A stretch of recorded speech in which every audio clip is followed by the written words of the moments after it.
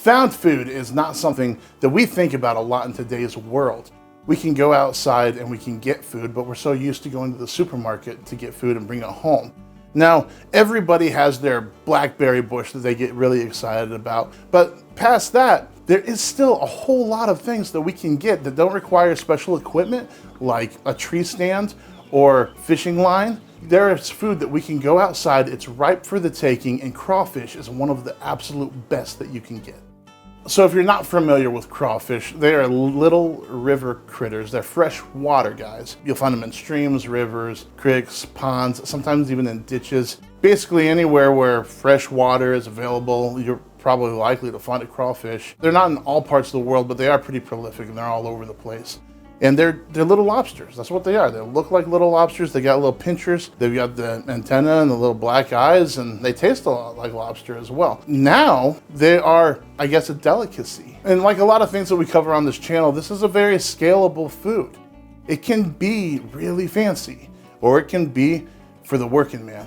All right, so I was reading through Eliza Smith because it's one of the best cookbooks out there. And every once in a while, I just go back to it because I'm sure that I've missed something. There's so much great food in there. And so I was reading it and this just jumped off the page to me. I thought, I don't know if we've ever done crawfish on the channel. And I started reading the recipe. I'm like, man, this is complex. And I want to figure this one out. So I spent a whole day looking at this recipe. And first I looked at it by myself. Then I asked my wife and then I asked my daughter. I ended up calling John. And I was just like, okay, let's talk about this recipe because it's strange. And he was like, wow, okay, yeah, let's pick this apart. So we did, and I think that we've got it nailed down. It's one of those recipes that you could probably get a few different interpretations from. And I welcome you in the comment section to say, hey, I think that this is what they were talking about. But the thing that we need to stay away from is we have to turn our modern brain off because we can't think about this like what we would expect to be served in a restaurant now. That is not what we're looking for. We want to know what they were eating then. We want to taste that food. And so we got to turn the modern brain off. We got to look at this and compare it to other recipes from the time period to try to figure out what do they want us to do? What are the steps here?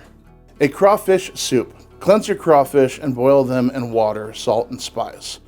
Pull off their feet and tails and fry them. Break the rest of them in a stone mortar. Season them with savory spice and an onion, hard eggs, grated bread, and sweet herbs boiled in a strong broth. Strain it, then put to it scalded chopped parsley and French rolls. Then put them therein with a few dried mushrooms. Garnish the dish with sliced lemons, the feet and tails of the crawfish. A lobster soup is done the same way. So immediately, this recipe is worded strangely. Anytime that happens, I think, okay, I need to take some time and then dig into this a little bit to see what's special here. It's garnished in a really neat and kind of strange to us kind of way. And we see that a lot in the time period where food is either garnished with pieces of an animal or pieces of the fruit or some kind of ingredient, or else it is made to look like something, like when we did the fish pie recipe and it's like, okay, there's fish in here, but the crust is actually made to look like a fish. And I just think that's really whimsical and fun. We don't do a whole lot of that these days. I'm not saying that we should, I just think that it's interesting for the time period. Before we really get into this recipe, we need to talk a little bit about crayfish. I have some that are finished here. I got a couple in the pot back here.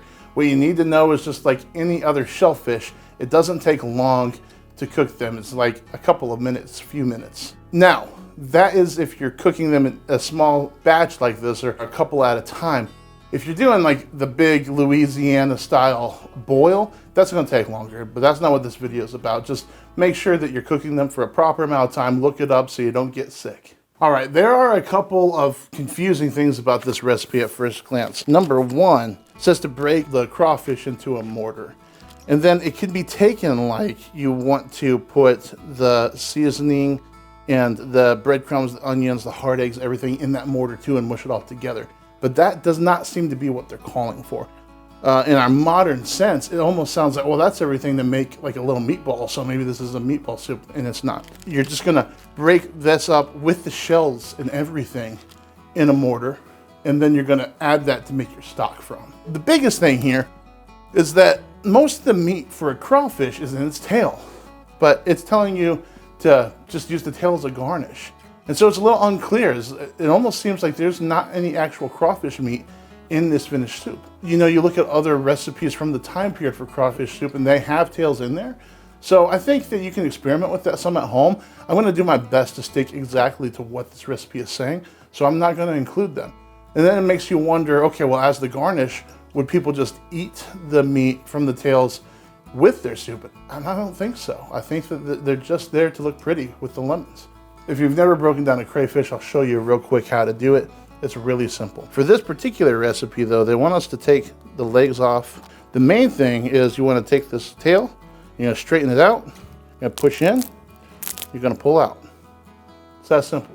You can either fry them now or later, but you're just going to throw them in a skillet with whatever oil you like to use, and you're just going to fry them up a little bit, and it's going to have a nice glossy color for the presentation. After that, you're going to take the bodies of them and the claws, you're going to put them into a mortar, and you're going to use a pestle, and you're going to crunch them up.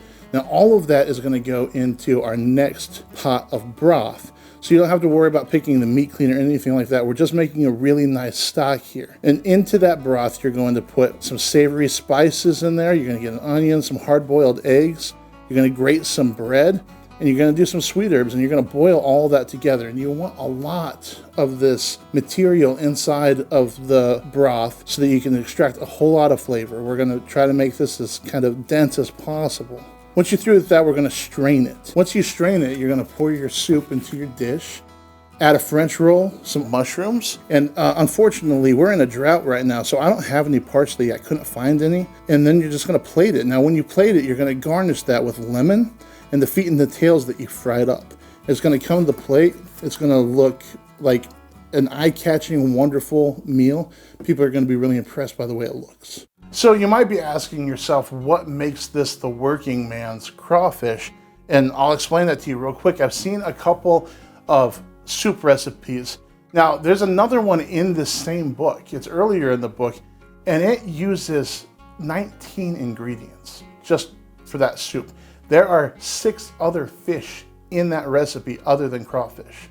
It's very complex. It would only be able to be done really by a high kitchen and somebody who has the ability to get 6 other types of fish. This is a simplified version of any of the crawfish soups that I have seen. And anybody, I mean, there's nothing in this that's expensive other than lemons, really. You can forage the mushrooms, you can forage most or grow most of the things that went into the stock, and it's a French roll and crawfish. So this is the working man's crawfish soup. It's time to give this a try. I'm really excited. I've never had any soup made from crawfish before. I think that I'm not going to use the lemon or anything. I'm just going to taste what we've made. I want to taste this really great stock that we made.